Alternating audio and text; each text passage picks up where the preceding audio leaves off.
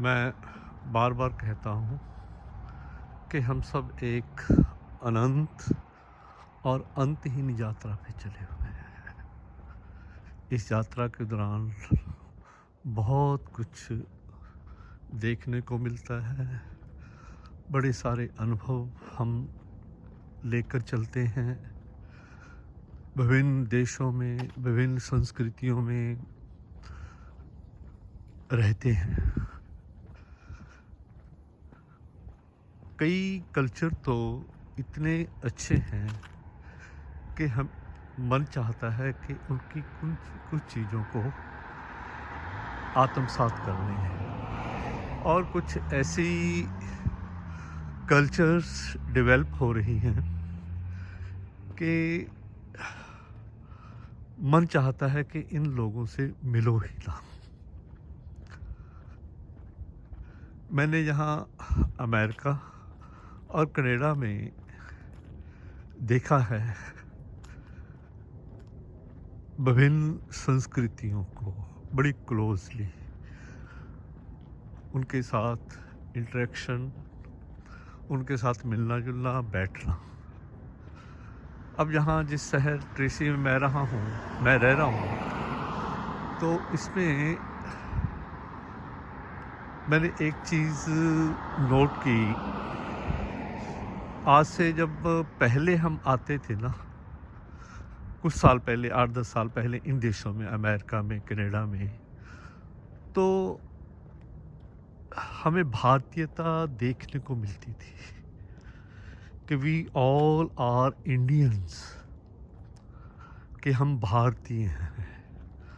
अब जैसे इंडिया में डिवीज़न हो गई है ना, लोग बढ़ रहे हैं, उसी प्रकार लोगों ने यहाँ भी अपने आप को बांट लिया है।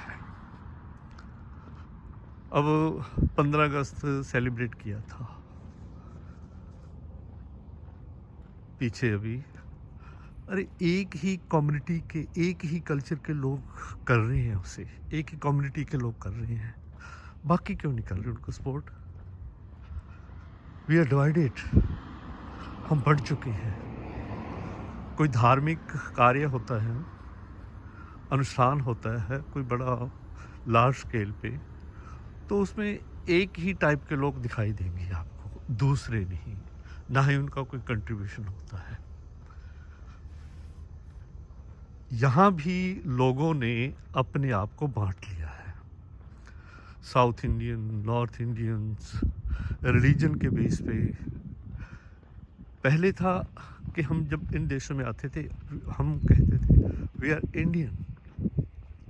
अब मैं पार्क में आता हूँ, वहाँ लोग बैठे होते हैं, तो जब मैं पहले दिन आया तो कुछ लोग बैठे थे, बातें कर रहे थे। Good morning. मैंने उनसे परमिशन मांगी, भी कैन आई सिट हियर? मेरे को कहने लगे कि आप नॉर्थ इंडिया से हो या साउथ इंडिया से? मैं नॉर्थ इंडिया से। कहते गो गो गो, देन गो देयर, वो लोग वहाँ बैठे हैं आप जैसे लोग। तो मुझे बड़ा झटका लगा, दो ग्रुप बैठे हैं, अनुभवी लोग, सीनियर यानी 60+ होंगे सारे। तो वो लोग अलग अलग ग्रुपों में बैठे हैं। अब एडमिंटन में मेरे को गुजराती दोस्त मिले, अच्छे मिल गए, उनके साथ अच्छे संबंध बने, और कोई मीटिंग होनी थी सीनियर्स ग्रुप की, सीनियर ग्रुप बनाना था। तो उन्होंने मुझे कहा, गुजराती भाइयों ने, कि आपने उस मीटिंग में आना है। मैं चला गया।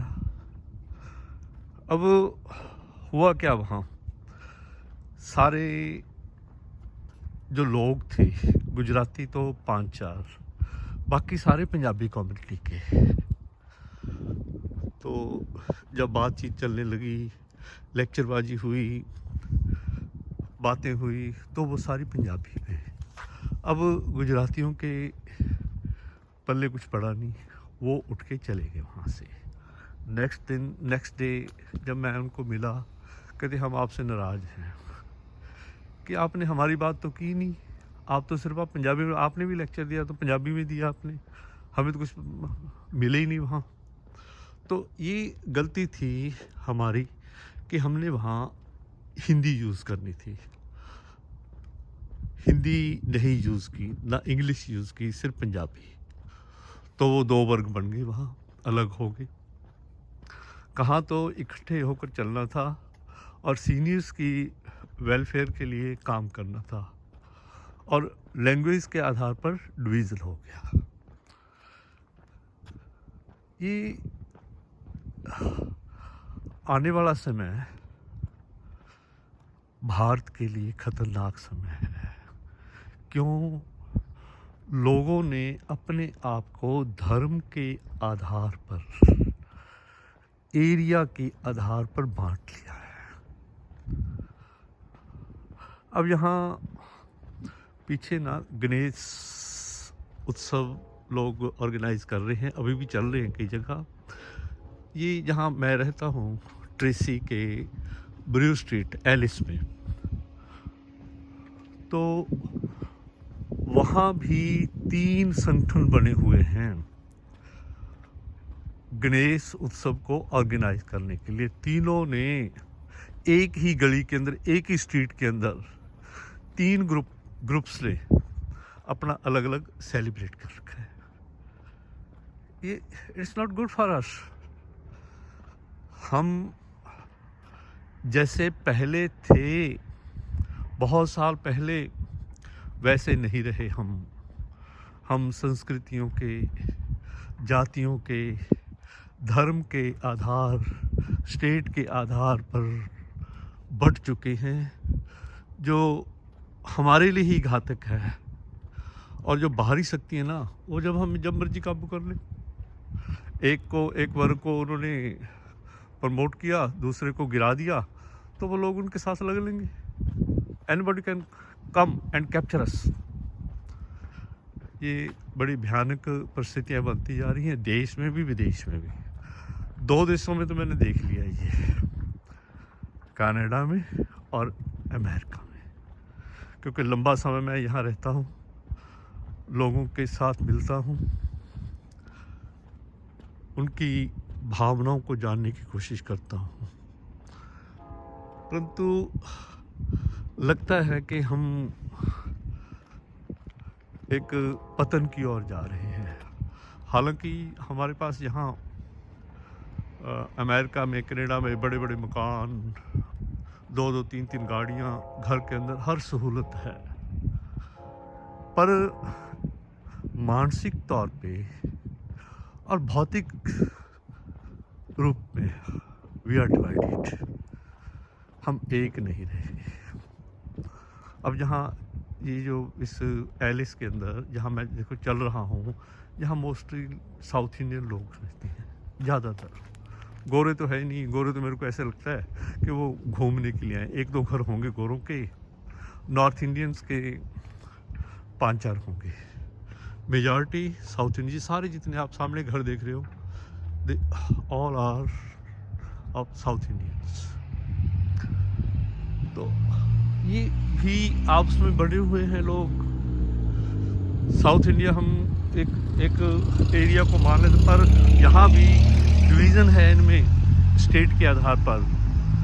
तमिल, तेलुगु, आंध्रा, कन्नड़ा, ये सब बटे हुए हैं।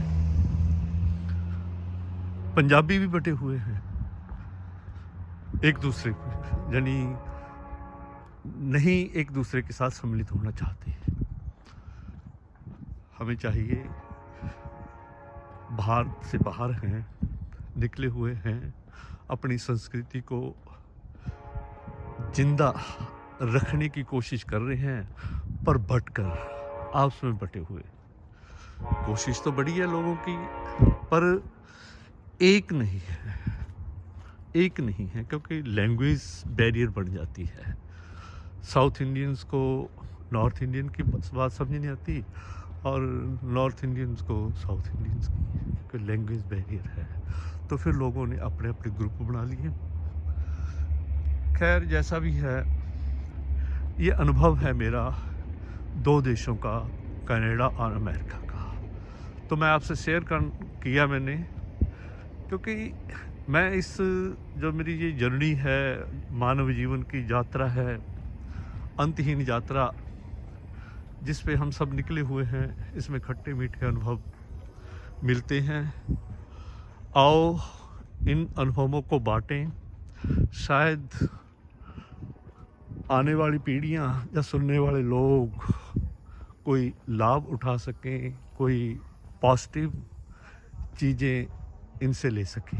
Thank you, have a nice day.